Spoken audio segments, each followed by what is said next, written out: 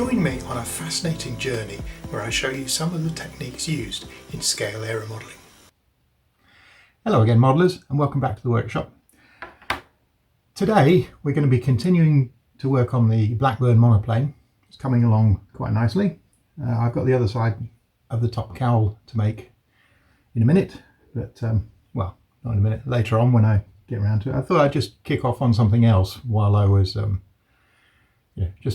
as a break. One of the things I wanted to do was to make a seat, and on the full size Blackburn monoplane it has an aluminium seat. So I thought I'd try and make one of those. To make the seat, what I'm going to do, I think this will work. I'll try it anyway. This is the shape of the area at the back of the cockpit where the seat would go. So it needs to be that shaped.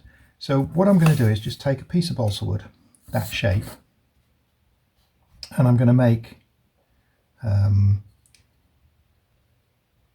or just draw around that and cut it out. It's all right. The reason I'm pausing in my sentence here is I'm thinking as I go along, and obviously I can't talk and think at the same time, but I think we're okay. We'll go with what I'm thinking here. So that's the shape that we want.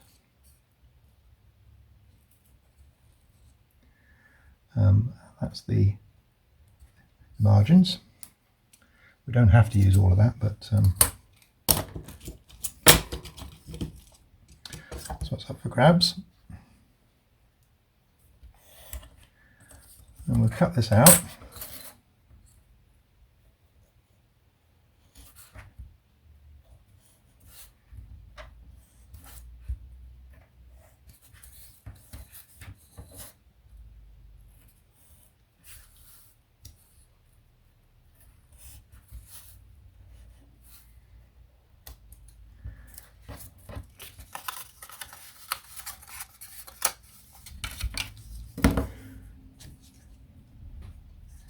And then we'll just sand it to the outline that we want.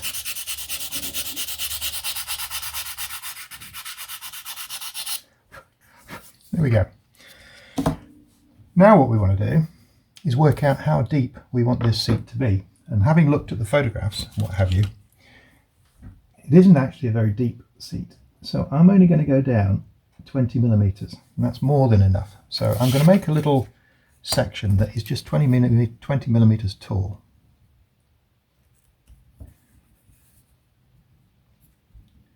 All this doesn't really need to be that precise, but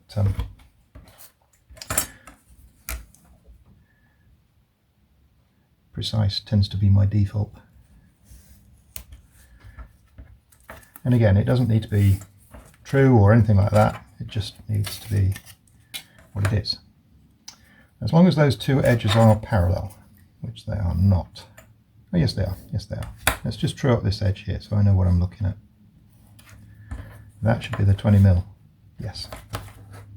So all I need to do, actually I'm going to make two because I think it'll be easier to do this if I do it twice. So let's draw around it so that it is definitely the same. I'm thinking as I go along here, making it up as I film. So let's cut another one out, and you'll see why in a minute. One would have done, but I think it would have been unstable. This will give us a more stable platform. You'll see. Okay. Now that is the 20 mil height. So all I'm going to do is attach that to about there. That'll do. Quick bit of zap. Oh, zap, it's not zap, it's rocket. Deluxe materials. And that, I'm going to come in a little bit. I can't go all the way out because the bottom of the seat is narrower and smaller than the top.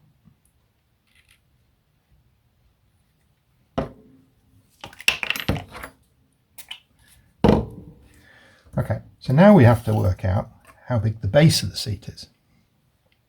And we have got some parameters here that we have to stick to. And basically the sides of the fuselage come in to form a V, so it's a triangular fuselage. So 1 centimetre down, I need to know how wide it is at 1 centimetre down. Several years ago I bought a set of these, and they're for measuring the inside of bores like tubes or pipes or stuff like that, and they come in assorted sizes from tiny to big, and this is one of the larger ones, and they're spring loaded. So all I'm going to do is lower it 1 centimetre down, 20 centimetres, 2 centimetres, 20 millimetres down, and see how wide the fuselage is at that point. Just make sure we're down as far as we need. Yep, that's it. So that's the gap, or the size that we've got, 1 centimetre down. And that's the size we got at the top. So as you can see, it's quite a bit smaller. So what we need to do is make a semicircle that size. So if we take those measurements, which is there, so actually I need to come in on that because I don't want the seat to be touching the sides of the fuselage on the inside. Then all we do is we find a big enough circle, which that isn't. Let's see if we can use this. The one drawback with this is that there's no real, it's not easy to grab hold of the serrations to turn it. So let's get it to the size that we want. I'm going on the inner settings, like that.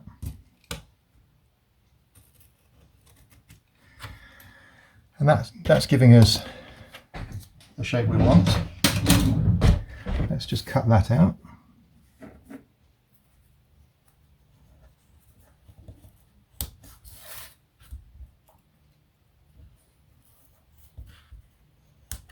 This is only some scrap 16th inch balsa.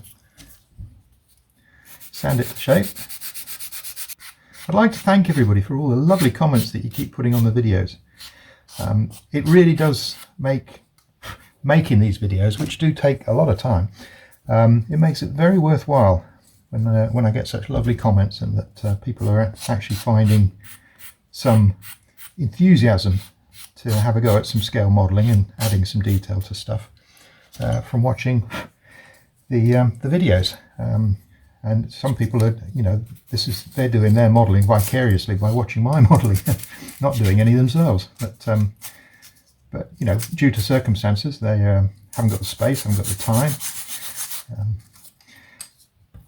It doesn't matter that, but it's got a bit of glue on it. Shouldn't have broken it. So there's our former, or there's the seat top, and this is going to be the seat bottom. So let's find the midpoint.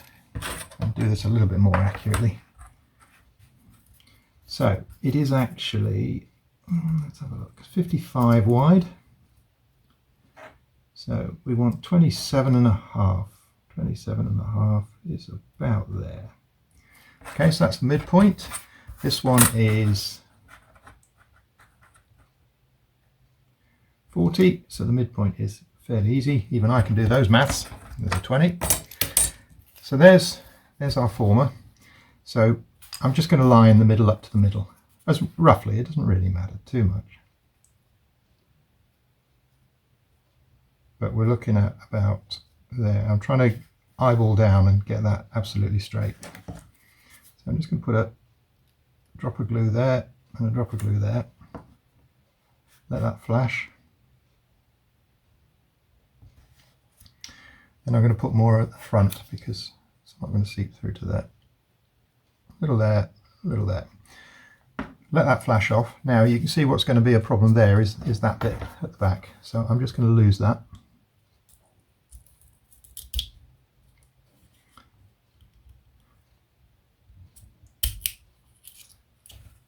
And what we've got is the seat limits. So all I'm going to do is take it to a known point, there, there, and then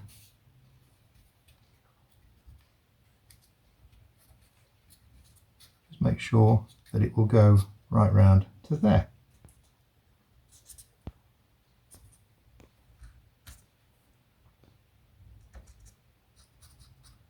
And as I roll it, I'm just going to draw it.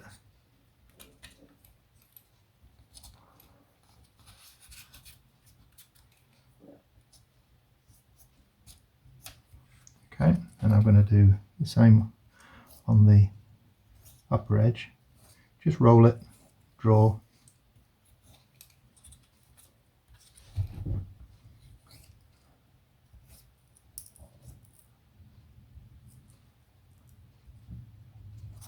and there we go. So so that whole thing there was simply to produce that curve, really. So let's do that. Now I'm going to go outside by a little bit, about 1.5 mil, maybe 2 mil, because there should be a flange that goes right the way around the outside that needs to be bent at 90 degrees. Now whether we can do that, we'll have to see. We might have to split it all the way along and just put little notches all the way along. Anyway, let's cut that out and transfer it to a little bit of lithoplate. Now there probably should be a flange on the bottom as well. Let's see if we can add that one as well. Although that might be a bridge too far.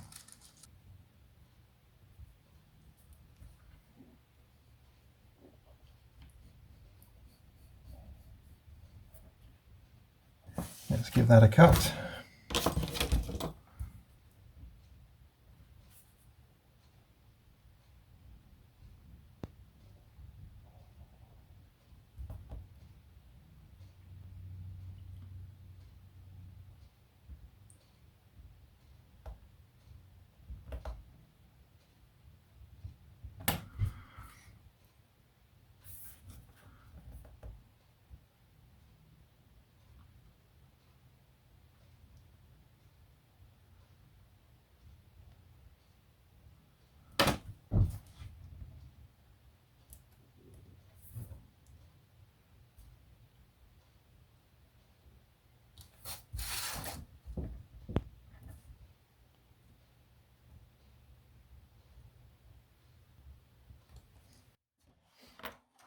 That should do us.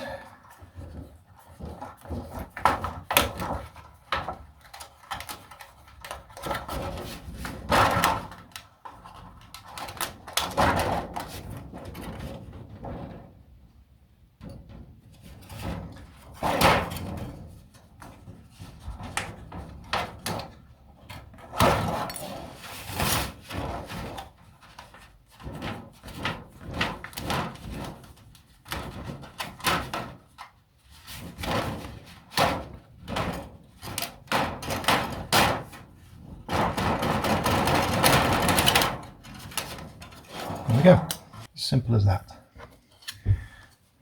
So that's our lithoplate part. Let's just mark on it how big the flange is. So that needs to be formed around that. So in this case, we don't want to roll it that way, we want to roll it in a corner. So we'll take our piece of cardboard, and actually I want the inside to be nice on this one. So I'm going to give it a quick polish, or not polish, quick buff, sand, whatever you want to call it. Now what we're going to do is we're going to form that around that. So we need to, well, we want that on the inside. Okay, so let's see if we can keep that clean. See if we can form it while turning.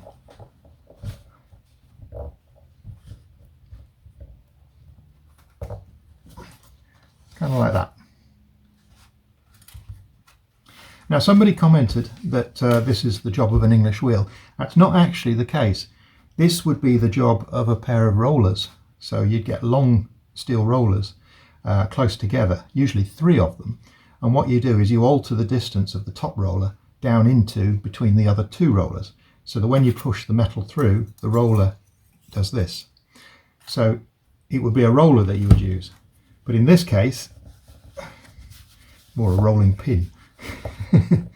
But an English wheel will create a point of contact to create a compound curve. This isn't a compound curve. This is, I don't know what it's just a curve. It's not a compound curve. There we go. Let's have a look and see how close we are on that. So if we take our subject, you can see it's pretty close, and you've just gently got to pull it for it to take up the shape. Okay, pretty good. But now what we have to do, I don't think if we glued that to that former, the wood's not really strong enough to form it on. So how are we going to do this? I'm just going to give it another quick squeeze.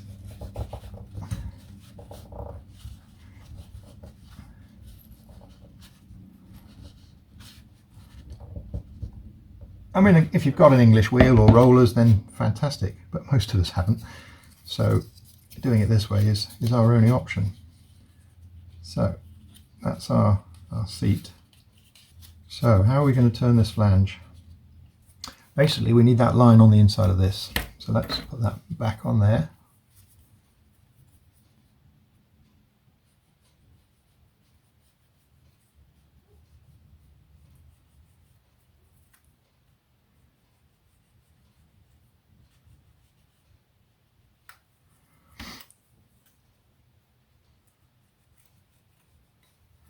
With hindsight, I think I would have been better off making that former shape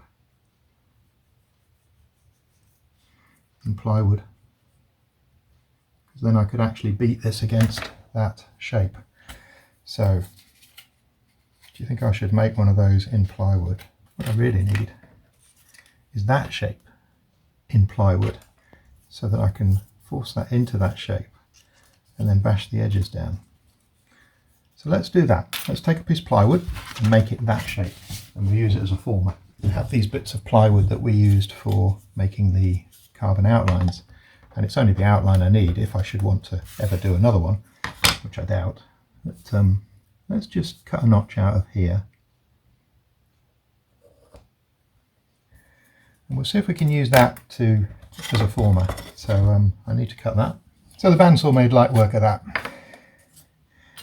So that should now go in there. This is a planishing hammer. It's got a polished surface on it so that it doesn't transfer any marks from the hammering to the metal. Now, it may seem like a small hammer, and I am known for abusing my tools. However, a planishing hammer with a polished face like that should never be used to hit anything other than planishing metal. So all I'm going to do is put the part in there like that, get it to the right angle, and then I'm just going to gently tap that flange and see if I can get it to go over. Gee, it's too big. Let's try the other end. What I'm doing is I'm tapping it so that I can see the line, the crease is being formed, and moving the aluminium accordingly. Now this aluminium isn't softened or anything like that, it's just used straight.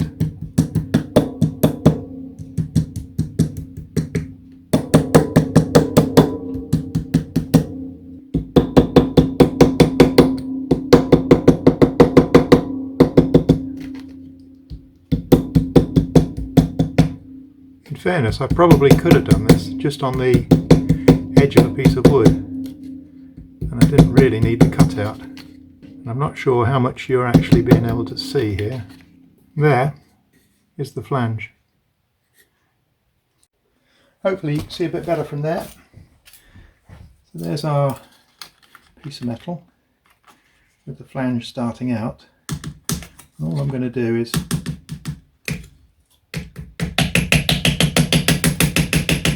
flatten it a bit more.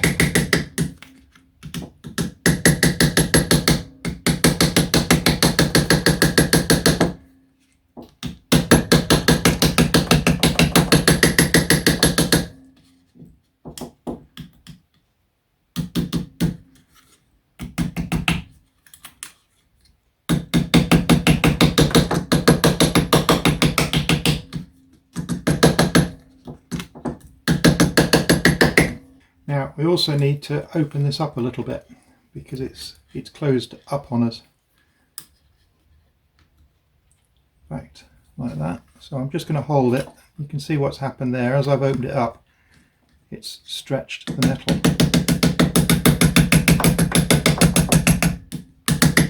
So I'm just going to try and flatten that down again and hopefully get the metal to go where I want it to go rather than where it wants to go.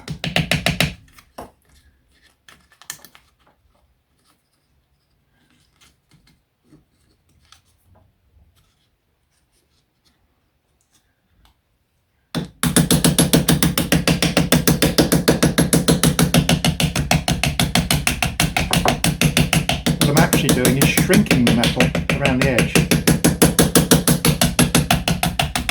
And that's pretty much the shape. So now what I've got to try and do is on this edge, I've got to bring it in.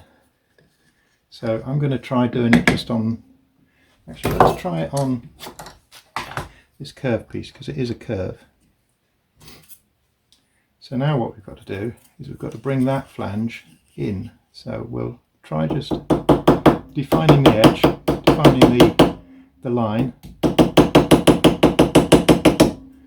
and start to curve it or to fold it. In this case it's going to try and expand the curve of the back of the seat because we're trying to force metal into a smaller area. Hopefully you can see what's going on here.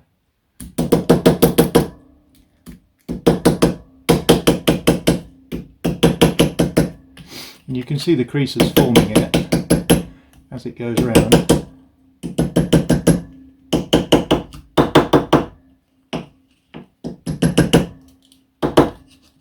And there you go, we got the basic idea. Now I'm going to try it in the model next just to see how it's going. I couldn't really show a lot of that because it was leaning over and fiddling. It's a bit rough and ready, but I think you get the idea. I could probably beat it a little bit more and get it nicer, but it's fine. What I'll do is I'll make a cushion for the bottom section, and it should look the part. So I'm going to use a little bit of, this looks like 3mm Depron. Now the shape of the seat base should be that size, but I know it expanded a bit, so it's not that size. So what I'm going to do, I'll just break those ends off just so I can hold it a little easier. What I'm going to do is I'm going to sand what was the top down to get closer to the shape of the base. That'll do nicely, I think. So I now transfer that to this piece of Depron.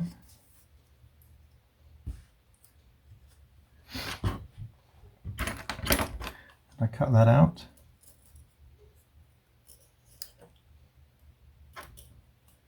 Just going roughly to the outline.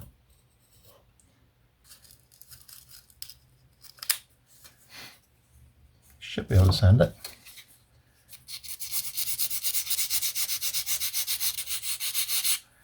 Now what I'm going to do is I'm going to round the edge as if it was a cushion.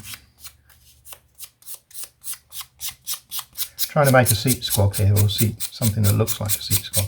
What you've always got to remember with all of this, you know, you might think, oh yeah, you just use a piece of metal or just use a piece of this. The weight of this model is critical, so it really mustn't get heavy. So all the materials I'm using are very light. Okay, yeah, I'm using Lithoplate, which is a metal, but it's 0.013 of a millimetre thick. It's not tinfoil, but it's also not really heavy. It does have weight, obviously. Everything has a weight, and it makes me laugh when people say, oh, it weighs nothing. Well, actually it does weigh something. Let's round the leading edge off a little bit as well.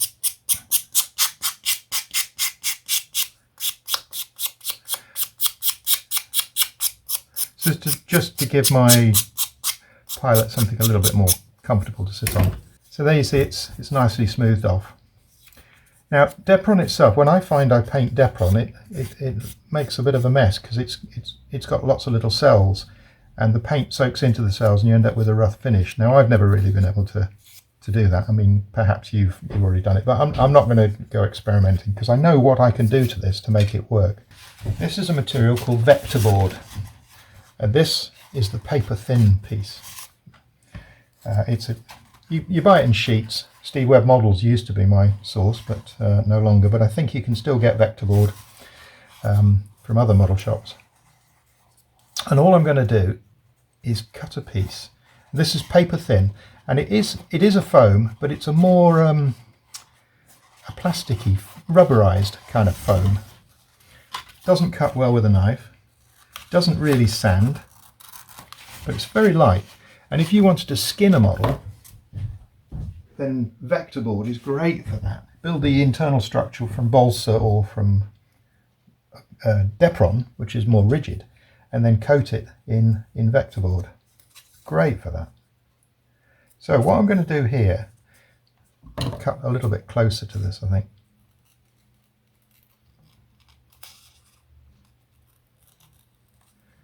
The surface finish of this stuff is lovely.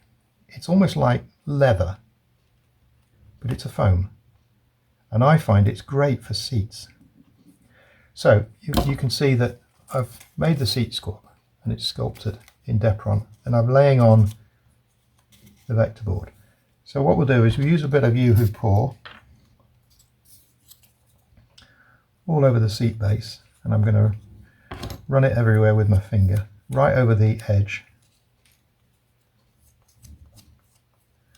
and even over that back side edge, like that. Then you've always got the problem, you can't put it down. And then this piece, I'm also going to put some glue on, and I'm going to try and spread it out. I've failed miserably. It dries so fast. Before you can spread it, it's come and dried. So there we go. But you could see there it's kind of stretchy, and that's what we're going to capitalize on here. Now the reason I'm doing this is this vector board accepts paint beautifully and really looks great, and if you use a dark grey or a black, it does look like leather. It's quite good. So then I'm just going to put one over the other. It's pretty much flashed off already. One piece over the other and stick it down. And that's got it around that bit. Then all you do is you pull it as if you were doing a covering over a wingtip. So you stretch it over the edges and pull it down.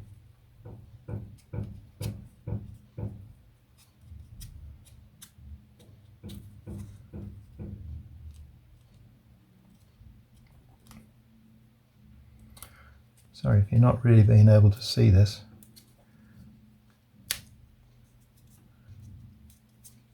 Now I'm going to put a little pleat in the corners.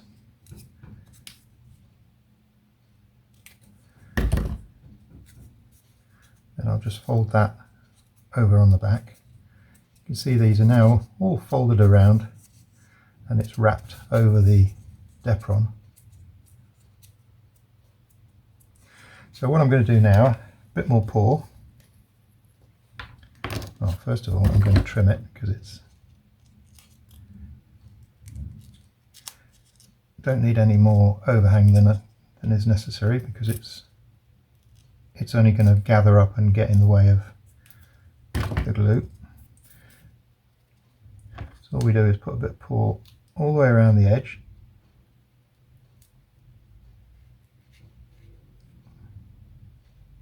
If any's actually coming out, there we go. All the way around the edge. Now I'm going to just run my finger over it all so that it's spread on both the vector board and the Depron. And I needed to do that rear edge as well, but I didn't do it. There we go. So I've spread it all the way along the vector board and the Depron. I'm going to let that flash off if I can get it off my fingers. Put the lid back on the Depron, back on the pour. let that flash off for a minute. Then all I'm going to do is turn that edge over even further. And it'll crease and it'll wrinkle, but you don't want the creases and the wrinkles to appear on the other side. So you just keep nudging it round. You see it's gathering up, it's puckering, or whatever you want to call it, gathering around there.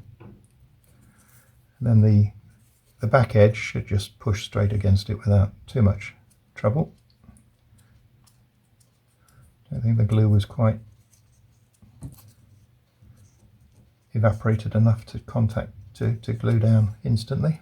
It's gone now though, or it's going. Then these edges, we should now be able to go right over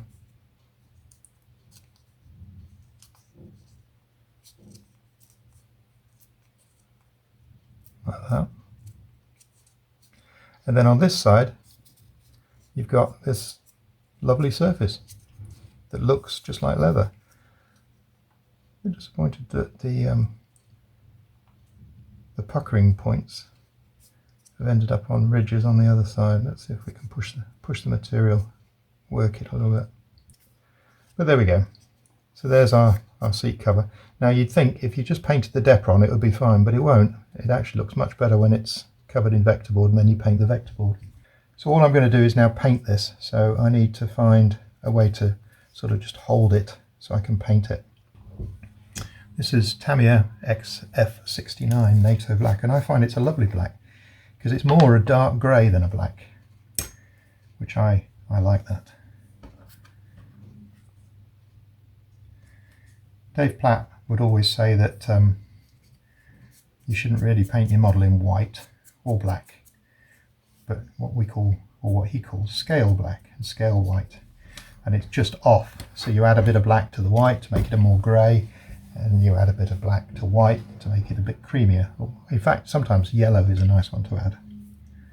So all I'm going to do is stir the paint. Always a good sign.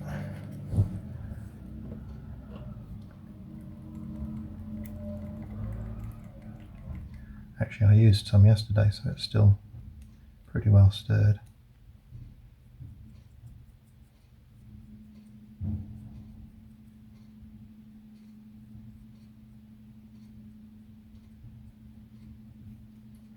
So whereas with Depron you'd get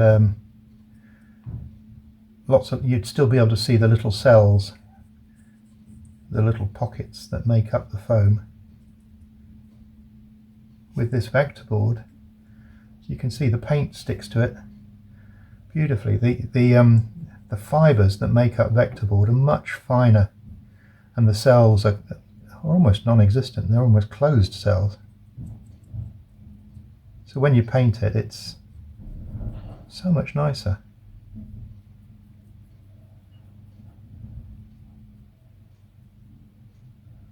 And I've used a flat black here.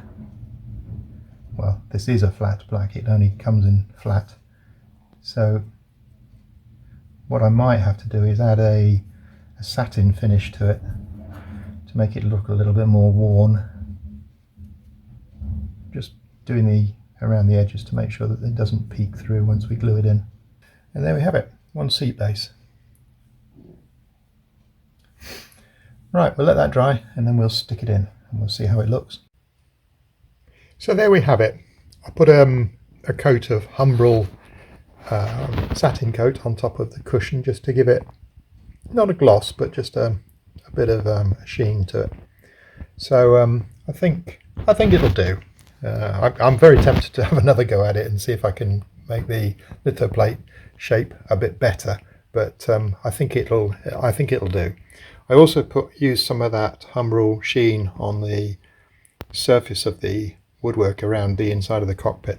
I didn't say before, but what I used was that those pens that I found, the acrylic pens, and the dark colour underneath is the stain that you saw originally. But then the lighter orangey colour on top is a light brown acrylic pen, and I just used it to sort of fill in, made it look a bit like a grain. It's not perfect, but it's much better than it was with that horrible effect we had at the back with the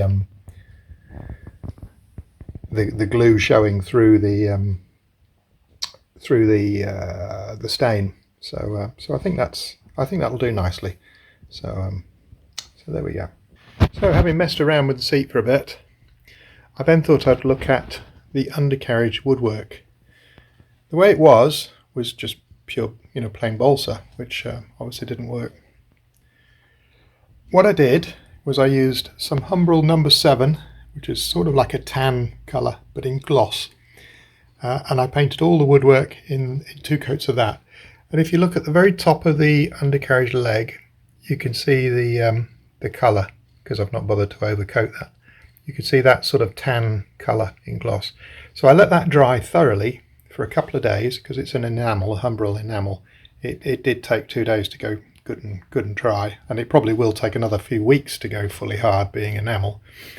Anyway, so then I took some oil paints, and this is some Winsor & Newton Griffin Alkyd oil paint, and this is fast drying, so it dries in about 24 hours, they reckon, but I'll let you know on that. I took yellow ochre, burnt sienna and raw umber, and the ratio is 2 to 1 to 1, and the raw umber is the one that is double density, as it were. So 2 lots of raw umber and then 1 lot of burnt sienna and 1 lot of yellow ochre. So just a brush full of each. And then you can see I mixed them all together. That's the colour in the middle of the palette is the colour where they're all mixed together. It's sort of a reddy brown, which is what I was looking for.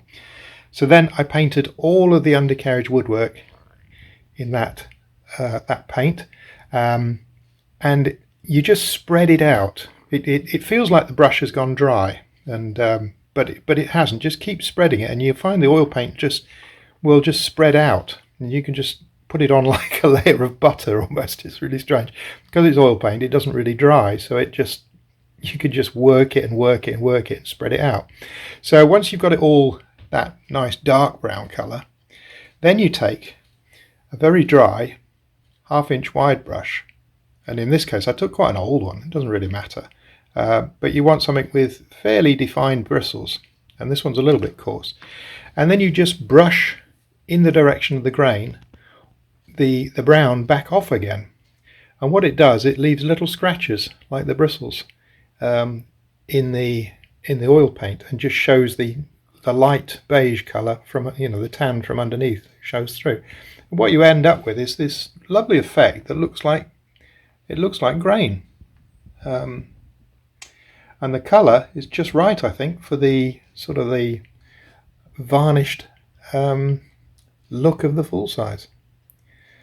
So it may be overdone, it may not be to your liking, but I think the colour's pretty close, and I think it looks much better. It looks much more like varnished wood than it did balsa wood, which was the desired effect. Anyway, there you go. If you've enjoyed the video, please click like and subscribe, and I'll see you on the next one.